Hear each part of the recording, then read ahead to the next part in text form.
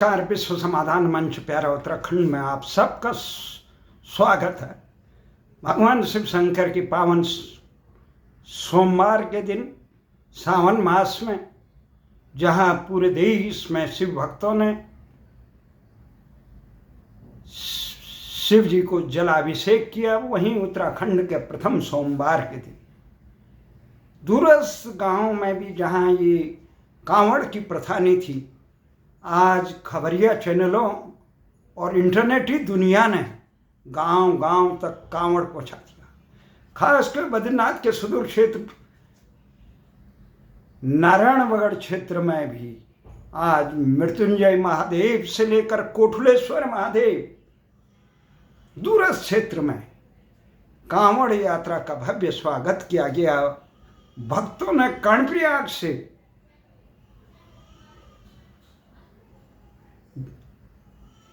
गंगा का पावन जल लाकर नारायणगढ़ होते हुए अपने अपने मृत्युंजय महादेव से लेकर कोठलेश्वर महादेव में शिव अर्चना की। बड़ी संख्या में श्रद्धालु इसमें उमड़े। ये सारा जो है पूरा संसार का चक्र ही अब इंटरनेटी दुनिया के माध्यम से विश्वव्यापी हो रहा। वहीं दूसरी तरफ संसद में जहां बजट पे भारी हंगामा हो रहा है, राष्ट्रपति के अभिभाषण के जवाब में नेता प्रतिपक्ष राहुल गांधी ने सरकार पर करारा प्रहार किया। वहीं उत्तर प्रदेश में भी आज बजट सत्र प्रारंभ हुआ। वहां मुख्य विपक्षी दल समाजवादी पार्टी ने जो उनके राष्ट्रीय अध्यक्ष हैं अखिलेश ने माता प्रसाद को नेता प्रतिपक्ष बना के अपने चाचा जो वरिष्ठ नेता हैं उनको न बनाकर माता प्रसाद को बनाकर जातीय कार्ड खेला, जिस पर भारतीय जनता पार्टी के नेता मौर्य ने उप मुख्यमंत्री कहा कि हाथी के दांत दिखाने के और खाने के कुछ और हैं। इन्होंने पिछड़ों से लेकर दलित को धोखा दिया। वास्तव में अखिलेश जो पहले कांग्रेस के साथ मिलकर भारतीय जनता पार्टी को लोकसभा चुनाव में पछाड़ चुके हैं, वो आने वाले समय में उत्तर प्रदेश की विधानसभा चुनाव से पहले होने वाले कुछ ही समय बाद 10 विधानसभा के उपचुनाव में भारतीय जनता पार्टी को भी परास्त करना चाहते हैं। इसलिए जातीय परंतु भारतीय जनता पार्टी तो कह रही हम तो जातिवाद से ऊपर उठ के सबका साथ सबका विकास कर रहे हैं। भले ही प्रधानमंत्री कहे कि मैं पिछड़ा हूं, वो कहे कि ये बजट पिछड़ों को आगे बढ़ना चाहिए। प्रधानमंत्री के पद पर आसीन व्यक्ति जब कहता है कि मैं पिछड़ा हूं, या पिछड़ों को प्रधानमंत्री बनते देख कर विरोधी हताश निराश और हैं, तब सबका साथ सबका विकास की बात एक प्रकार से गौण लगती है। वहीं भारतीयता की सारे देश में लोग भारतीय हैं इसके विमान में। इन सबके चलते हुए दिल्ली में एक महत्वपूर्ण घटना ये हुई कि यहां जहां दिल्ली की संसद के समीपवर्ती क्षेत्र करोल बाग में पुराने राजेंद्र नगर जो पंजाब से आए हुए पाकिस्तान से आए हुए रिफ्यूजियों की पूर्व बस्ती रही है, समय धनाढ्य लोगों की बस्ती रही, समृद्ध लोगों की। वहाँ जो आईएएस के कोचिंग सेंटर हैं, वहाँ एक बड़ी त्रासदी हुई। 3 छात्र बेसमेंट में जो भूतल में उन्होंने इस प्रकार से बना रखा है, वहाँ दुर्घटना होने के कारण, अतिवृष्टि के कारण पानी भर गया। पानी भरने से जो खामियां थी वो उजागर हुई, परंतु 3 छात्रों का जीवन लीला भी समाप्त हुई। भले ही इसमें श्रेया यादव, तान्या सोनी और नवीद अलग अलग प्रांतों के, कोई तमिलनाडु से लेकर उत्तर प्रदेश और अन्य प्रांतों में, परंतु ये स्थितियां बड़ी बेकट है। हाय तौबा, मेरे भारतीय जनता पार्टी वाले आपके कार्यालय में कर रहे हैं कि ये कार्य आपका है, नगर निगम आपकी है, विधानसभा में आप हैं, आप नालियों की सफाई तक सही ढंग से नहीं कर रहे हैं, पानी का।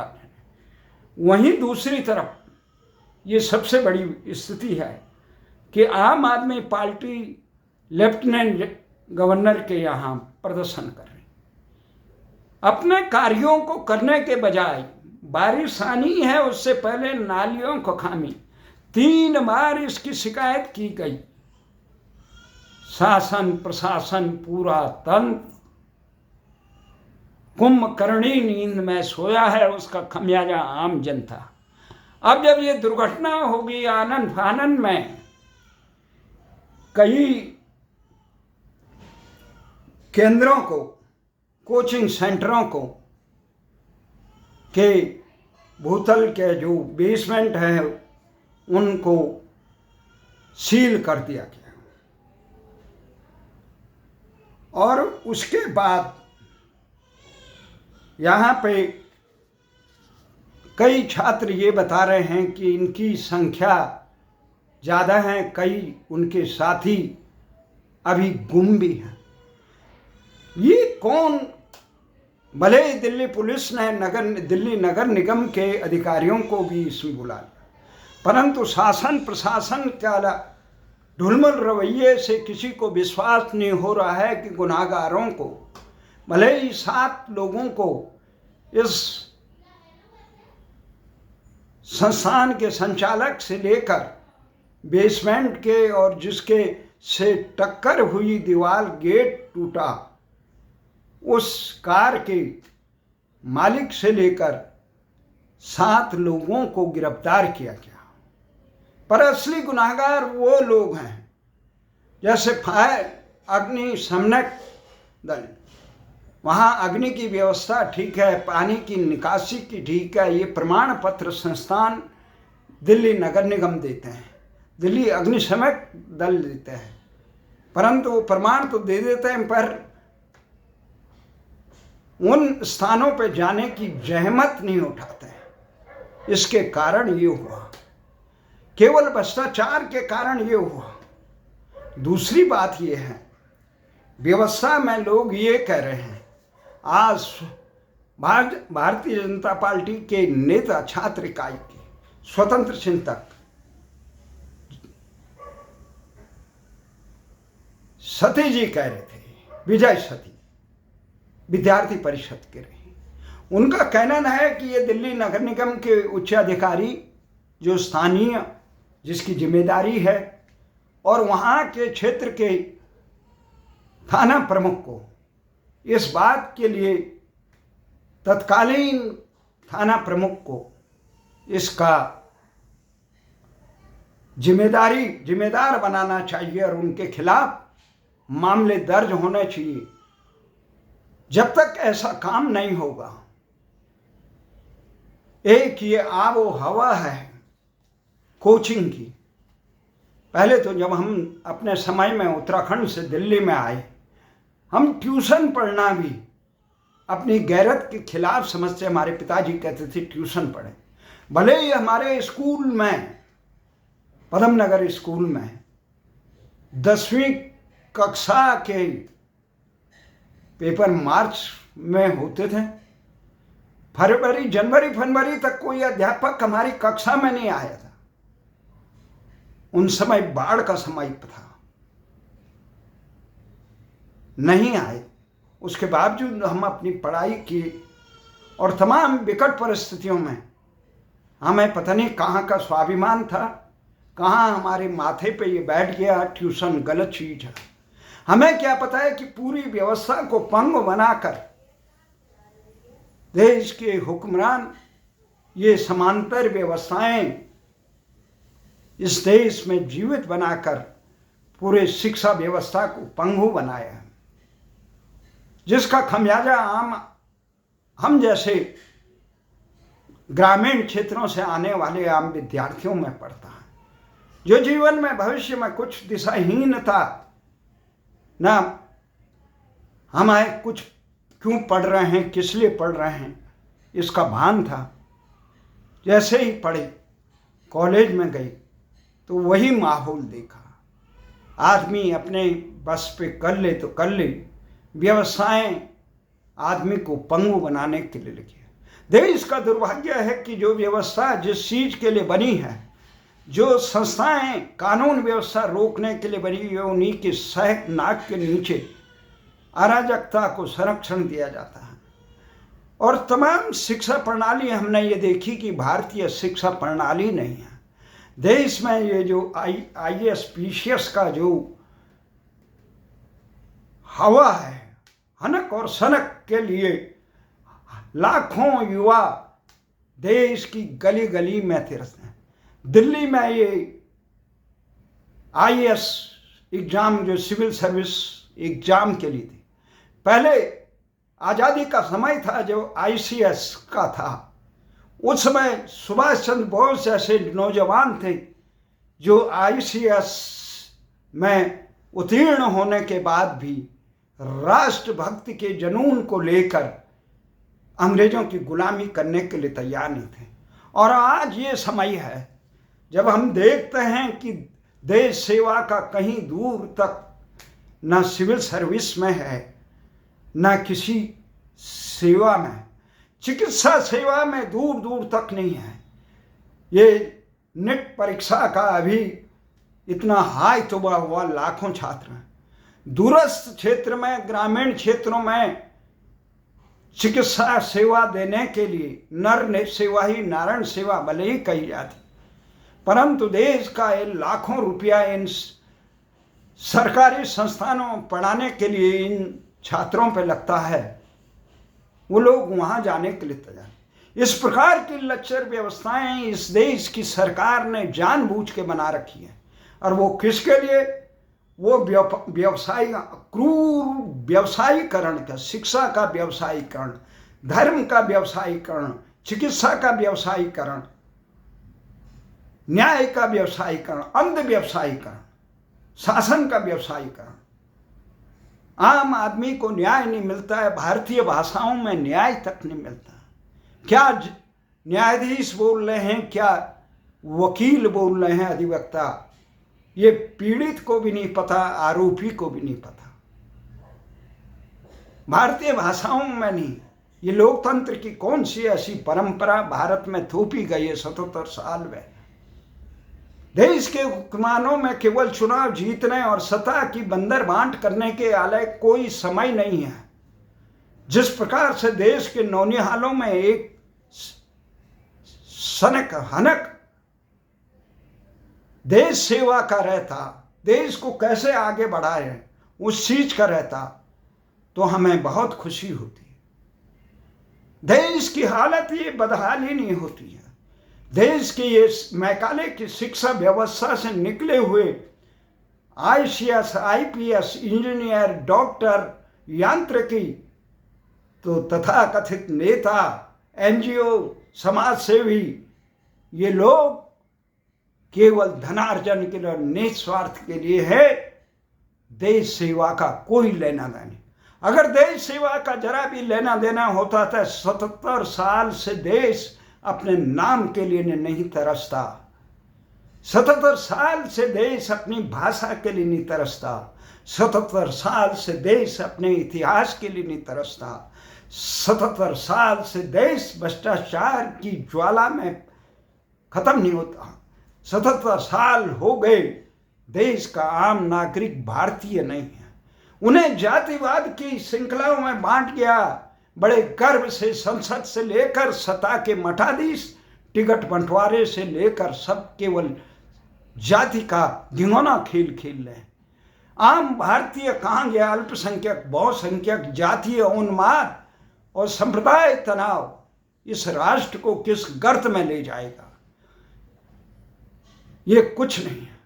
आज इसी पैसे कमाने का एक अड्डा हो गया। जिस समय सुभाष चंद्र बोस जैसे जांबाज लोग थे जो ICS को ठोकर मारते थे देश की सेवा के लिए, देश की आज़ादी के लिए, देश के स्वाभिमान के लिए, परंतु आज जो आंदोलन हो उन्हें आंदोलन जीवी कह के सत्ता के मठाधीश उनको तिरस्कृत करते हैं कि माओवादी किसी को बता देते हैं, किसी को आंदोलन जीवी कह के तिरस्कार। वो भूल जाता है देश की आज़ादी की लड़ाई से लेकर राम जन्मभूमि की लड़ाई से लेकर अपने संगठनों का शून्य से लेकर शिखर तक पहुंचने का सफर इन्हीं आंदोलनों से हुआ। मठाधीश बनने के बाद सब ये चाहते हैं नीरो की तरह कोई उन पे आवाज न उठाए। आप कुशासन से देश को त्रस्त कर रहे हैं। किस प्रकार के कुशासन? आज लाखों रुपये जो अभी हम भारतीय भाषा आंदोलन को जंतर मंतर में संचालित, प्रधानमंत्री से लेकर तमाम संगठनों को हमने हर दिन प्रधानमंत्री के घर पर दस्तक देते थे। और कोरोना काल के बाद हम प्रधानमंत्री को हमेशा इंटरनेटी माध्यम से ज्ञापन देते हैं, परंतु क्या मजाल कि भारत के राष्ट्रभक्त प्रधानमंत्री और उनकी राष्ट्रवादी पार्टी एक उफ करें। राष्ट्रीय स्वयंसेवक ने मौन रखा है। जब हम एक बार उनके सेमिनार में गए उनके,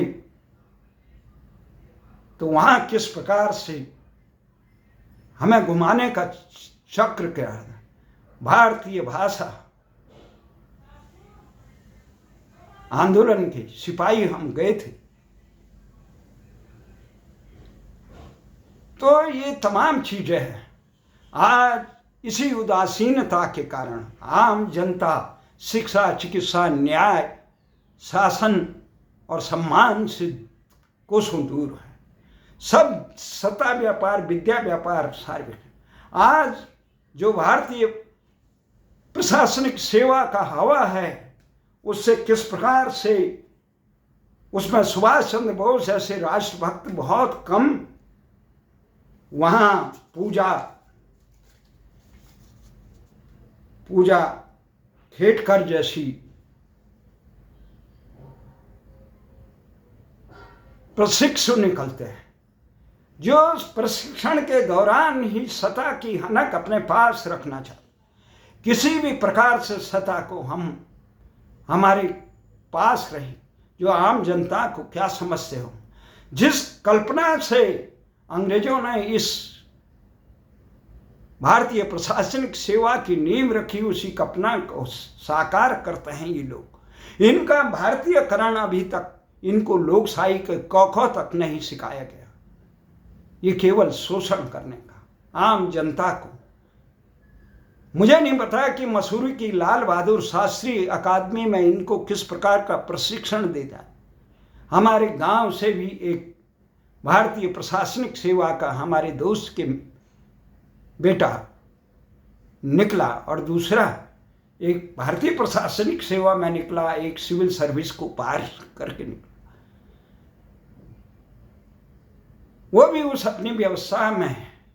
परंतु आज हम ये कहना चाहते हैं कि आज आम आदमी, गरीब आदमी, जाति के नाम पे तमाम संगठन अपने अपनी जाति के लोगों को कैसे आगे बढ़े।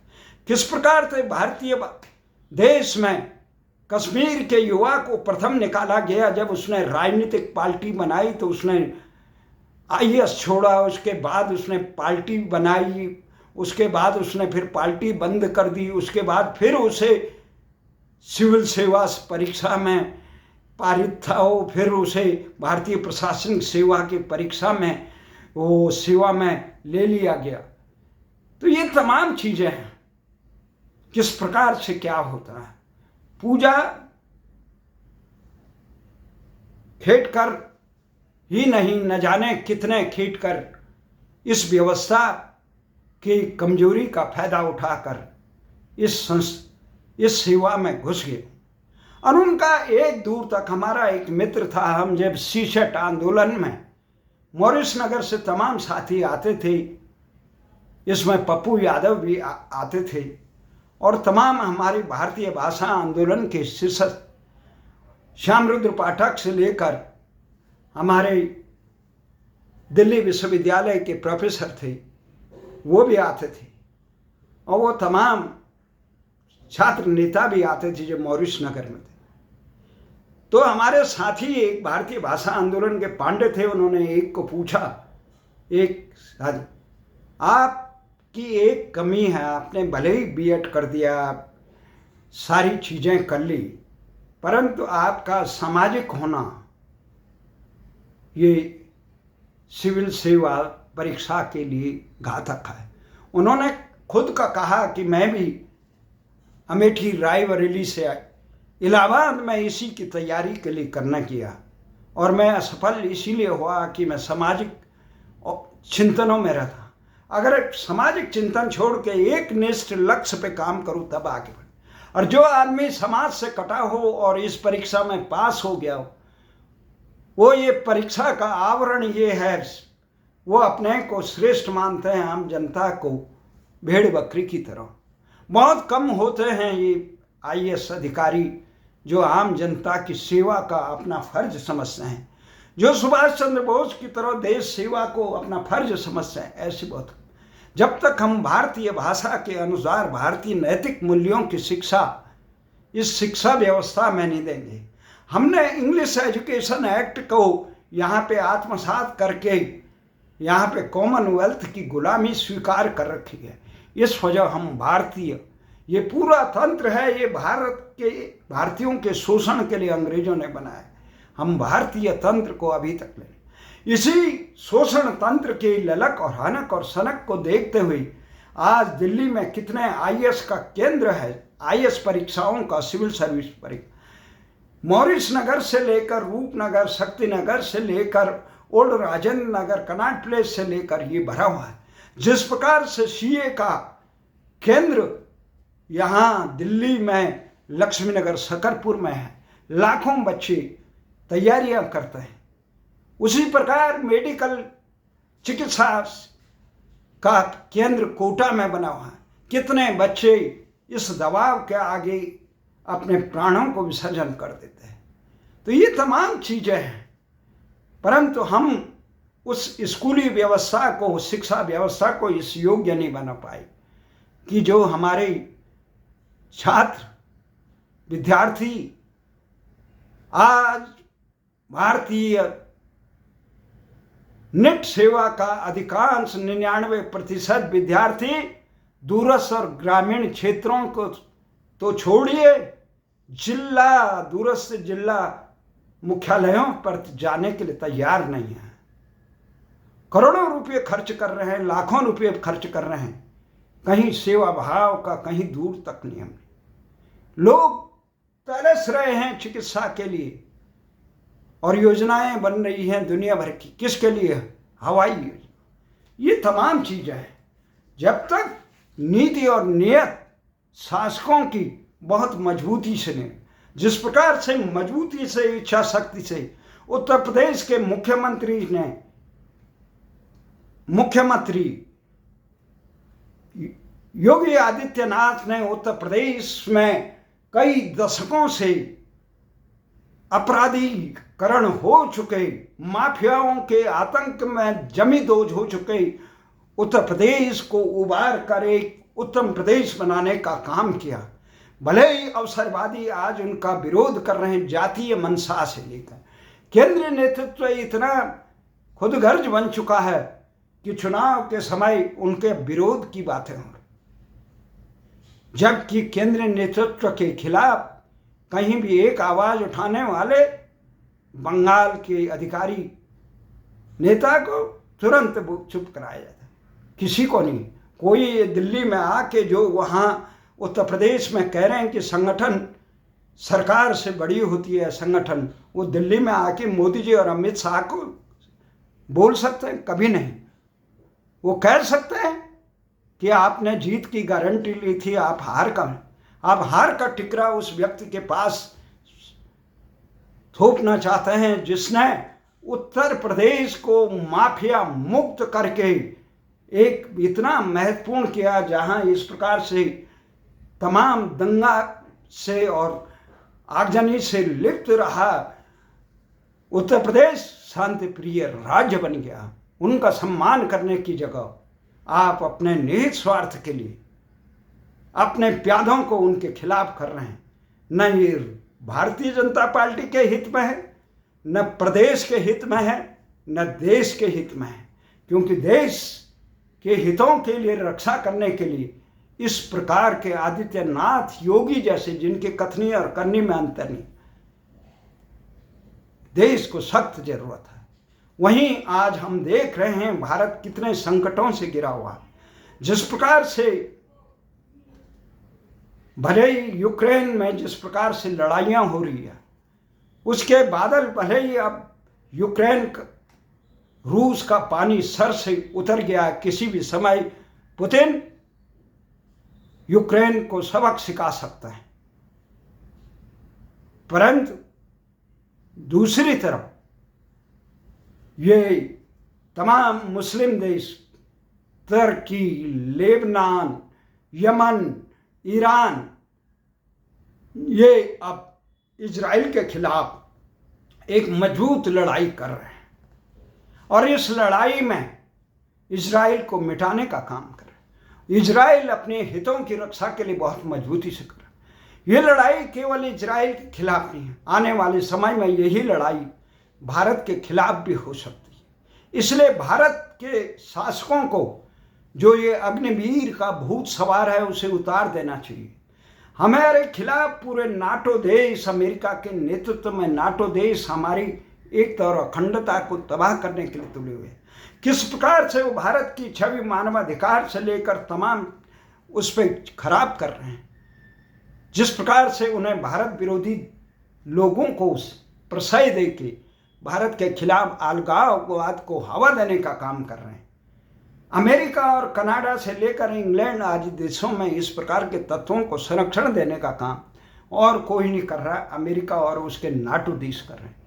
देर सवेर जो चीन और पाकिस्तान जो गठजोड़ है और इस्लामिक देशों का गठजोड़ है, वो भारत के खिलाफ अगर आप कश्मीर में मजबूती से करेंगे तो अभी तो इजराइल का बहाना है, वहाँ इनका इजराइल के बाद सबकी निशाने पे भारत होगा। ऐसी दिशा में अग्निवीर भारतीय सेना को कमजोर करना एक नाहक आत्मघाती कदम माना जाएगा। भारतीय सेना सशक्त करे, नेताओं के भाषण से देश नहीं बचेगा, नौकरशाही को ऐसो आराम से देश नहीं बचेगा। देश बचेगा मजबूत सशस्त्र सेनाओं की वजह से, जो आने वाले समय धर्म क्षेत्र और कुरुक्षेत्र का फैसला होगा। यहाँ करोड़ों लोग जो ये बांग्लादेशी घुसपैठे, यहाँ इस प्रकार के मुख्यमंत्री आह्वान कर रहे हैं बांग्लादेश के घुसपैठे यहाँ आओ, और भारत सरकार पता नहीं कौन सी राजनीतिक रोटियां सीख रही है, वो बांग्लादेश में ऐसा आह्वान करने वाले राजनीतिक दल को सत्ता से विमुख नहीं करे। संविधान में ये प्रावधान है कि जहाँ देश के संविधान को खतरा हो, अमन चैन को खतरा हो, भारत वहाँ बर्खास्त करने का हो, वहाँ तुम्हारे कार्यकर्ता मार दिए जाते हैं, जो उनके खिलाफ मतदान करें उनके घर बार लूट दिए जाते। तमाशबीन बनी हुई केंद्र सरकार भारतीय संविधान की रक्षा का दायित्व निर्वहन क्यों नहीं कर रही? तो हमारा ये मानना है देश की सरकारों को राष्ट्र के प्रति अपने दायित्वों का निर्वहन करना चाहिए और शिक्षा व्यवस्था इस प्रकार की हो कि ये जो IAS भारतीय प्रशासनिक सेवा की हनक और सनक के लिए बच्चों को जीवन से खिलवाड़ करने वाली व्यवस्थाएं इतनी कारगर हो, उनका देश की रक्षा करना हो। इनके निजी क्षेत्रों में जितने भारतीय प्रशासनिक सेवा में हो या आम अधिकारियों की हो या कर्मचारियों की हो, अदना से ग्राम सेवक से होकर विकास खंड अधिकारी से हो, यहाँ से मुख्य सचिव तक हो, नेता हो, नौकरशाह हो, तमाम सामाजिक कार्यकर्ता हो, इनकी आय से ज़्यादा की संपत्ति हो तो इन पे दंडित करने का काम करें, इन्हें राष्ट्र के हित में काम करने का करें। ये राष्ट्र के बारे में कब सोचेंगे? भारत कितने खतरों से घिर रहा है उसमें ये कब सोचेंगे? जो लोग भारत माता की जय कहने के लिए तैयार नहीं हैं, वो आज किस मुंह से जय फिलिस्तीन के नारे संसद में लगा रहे हैं। इनका दोहरा चेहरा बेनकाब खुद की इन्होंने कर दिया। तो हमारा ये मानना है, देश राष्ट्र की संस्कृति और राष्ट्र के हितों को उपेक्षा और उसके इतिहास को मान मर्दित करने वाले, रौंदने वालों को भारत की सरकार निर्ममता से अंकुश लगाए। जय हिंद, जय भारत।